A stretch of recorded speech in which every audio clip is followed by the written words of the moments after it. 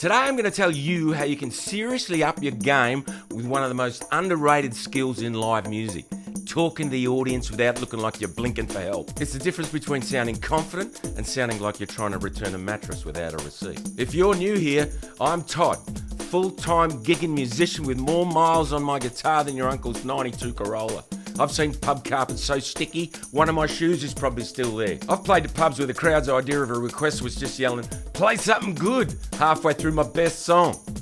I know you can relate. In other words, I'm not giving you theory from someone in the grassroots right now. I'm giving you what actually works when you're standing in front of a crowd who didn't come to hear you talk, but will judge you if you do it badly.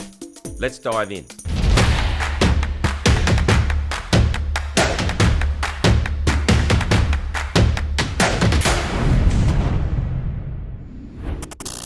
First thing you need to know, talking to the audience isn't some mystical superpower you were born with. It's not like being 6'5" or still be able to eat cheese after 40. It's a skill, just like learning the guitar, like singing in tune, like working out where the toilets are in a new venue without asking.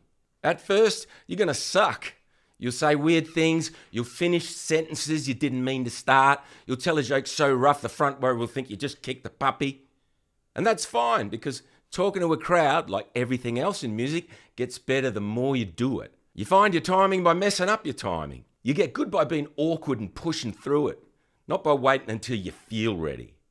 Talking to a crowd's just like learning guitar. First you suck, then you suck a little less, then one day you don't suck and don't even notice it because you're too busy having fun. So if you're feeling awkward between songs right now, congratulations, you're exactly where you're supposed to be. And don't write this off as something you can't do because you're not wired that way. You can. When I first started performing, I was shy, terrified to speak, more terrified than even performing itself.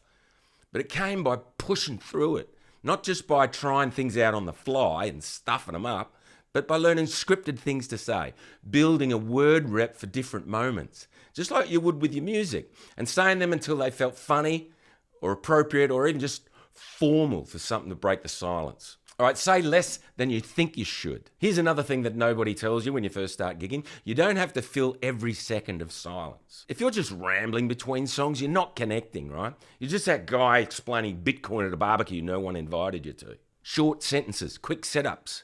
Get back to playing.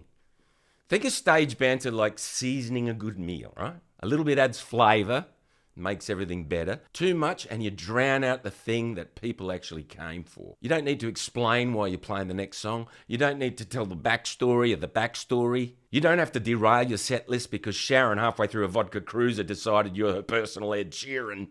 You just need to help the night moving along, right? Short, sharp, and on to the next. All right, humor is a powerful tool on stage when it's real. A natural off-the-cuff joke makes you feel human and relatable, right? If you land a quick one-liner because of something that happened in the room, that's magic, right? But if you're unloading a 5-minute monologue about your trip to IKEA last weekend, you're losing the room faster than a meat tray on fucking vegan night. A little humour keeps people leaning in, but too much and they'll be leaning towards the exit. Keep it light, keep it natural, and most importantly, if a joke doesn't land, don't panic. Just smile, keep moving, and hit them with the next song. And yes, I get the irony. Here I am trying to be funny. Difference is I know I'm doing it, and on stage, I'll be back to playing songs in about 10 seconds. That's the line you want to stay on the right side of.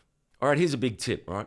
Be yourself and don't copy the act. One of the biggest mistakes performers make, especially when they're starting out, is to try and be someone else on stage. You see a great performer and you think, right, I just need to act like that. But here's the thing, copying their energy doesn't make you authentic, it just makes you obvious, right? Be inspired what works, their confidence, their pacing, how they connect, but mold it to your own personality. If you're naturally laid back, don't suddenly act like you've had 4 Red Bulls and a spiritual awakening. And if you're energetic, don't hold it back just because you think cool means looking bored. You can't fake a vibe. You can steal their tricks, but you got to deliver them in your own voice. Right? Crowds aren't stupid. They can smell a fake faster than they can smell burnt chips in the back of the pub. There's nothing worse than watching someone try to act like a high-energy frontman when their default mode is bloody colour-coding their grocery runs. Own what you are. That's what makes a crowd connect. Not volume, not polish, not flash, Be the best version of yourself. Authenticity is the most magnetic thing you've got. It resonates. Okay, when your banter bombs and how to recover, right? It's a shitty feeling. But at some point, you're going to throw out a joke or a story, and it's going to land like a wet sock. Maybe you misread the room. Maybe your timing was off. Maybe it just wasn't funny, and the crowd decided to politely pretend you don't exist for 5 seconds, right? Here's the trick. You don't make it worse. You don't start apologizing. You don't explain the joke. You definitely don't start digging deeper like you're trying to find oil. You smile, you shrug, you just move on fast, right? Toss a little self-deprecating line in there if you want. Like, it's fine, I'm just here for the emotional damage. Or something like, it's fine, I'm just going to add this to my memoir, gig 742, still not funny. Thank you. You know, just pull the piss out of yourself, right? Or something like, you know, that joke in the industry is what we call strategic underperformance. It's all uphill from here. You know, you just show that you can laugh at yourself without falling apart. You know, even if you just learn some of these word for word so it riffs off the tongue naturally like it's practicing a song, you know. Once it's there, you have it. And believe me, you'll use it more than once. Crowds don't care that you bombed a line. They care whether you get awkward about it. That's where the awkwardness lies, right? Handle it like nothing and it becomes nothing. Look, you can't polish a turd, but you can throw some glitter on it and call it a half win. All right, another tip. Read the room. One of the biggest skills you'll develop on stage is learning to read the room. Because what kills at a Saturday night pub gig at 11 p.m. will absolutely bomb on a Sunday over a beer garden with kids running around. Right? You've got to match your banter with the crowd's energy. If the room's lively and loose, you can throw in a few more jokes. You know, if it's quiet and polite, keep it short, light, just roll on to the next song. It's like being a DJ but with a guitar instead of a USB stick and a crippling need for validation. You're there to steer the vibe, not fight it. Trying to hype up a chilled out Sunday crowd like it's a nightclub is like trying to start a mosh pit at bingo night. You know, instead listen, watch, feel where they're at, match their energy and then nudge it gently where you want it to go. All right, quick recap before I get back to the important business of hauling gear and wondering where all my picks disappeared to.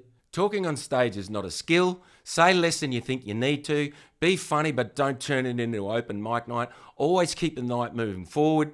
If your banter bombs, own it, laugh it off, read the room. You're playing background for gravy spills, not headlining Coachella. No disrespect.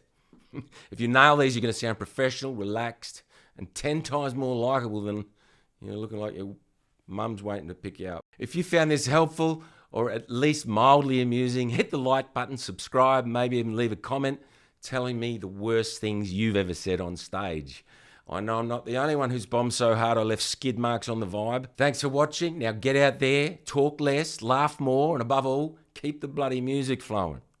See you in the next one.